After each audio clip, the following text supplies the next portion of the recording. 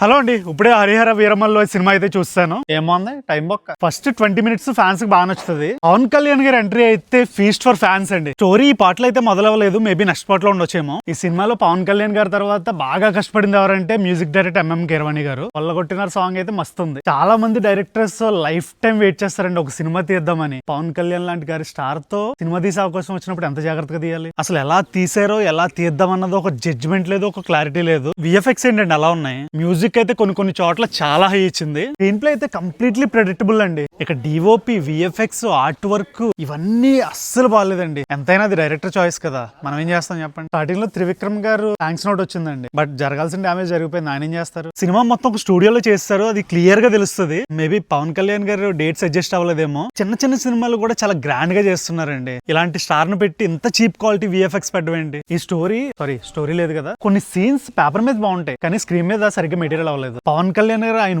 Own గా second half లో ఒక ఫైట్ సీక్వెన్స్ డిజైన్ చేశారు, అదిరిపోయిందండి. హీరోయిన్ చూడడానికి క్యూట్ గా చాలా బాగుంది. ఏమోంది టైం బొక్క. పవన్ కళ్యాణ్ గారి లుక్ చాలా కొత్తగా ఉంది కానీ కంటిన్యూటీ మిస్ అయింది. మీరు కామెంట్లో వేసుకున్నా, నన్ను తిట్టుకున్నా, డైరెక్టర్ గారు అలా చేస్తే నేను ఏం చేయను, ఉన్నది చెప్పాను. మేబీ ఇలాంటి అవుట్పుట్ వస్తుందేమో. పవన్ కళ్యాణ్ గారు స్ట్రైట్ ఫిల్మ్ చేయడానికి భయపడతారు. ఓవరాల్ గా పవన్ కళ్యాణ్ గారు, కీరవాణి గారు కష్టంగా అనిపిస్తుంది. వాళ్ళ కోసం సినిమా చూడొచ్చు. ఇది జస్ట్ నా ఒపీనియన్ మాత్రమేనండి. సో మీరు కూడా సినిమా చూసి ఎలా ఉందో కామెంట్ చేయండి. అండ్ ఇలాంటి మరిన్ని షార్ట్స్ కోసం రాజేష్ ఖన్నా వ్లాగ్స్ ని సబ్స్క్రైబ్ చేసుకోండి.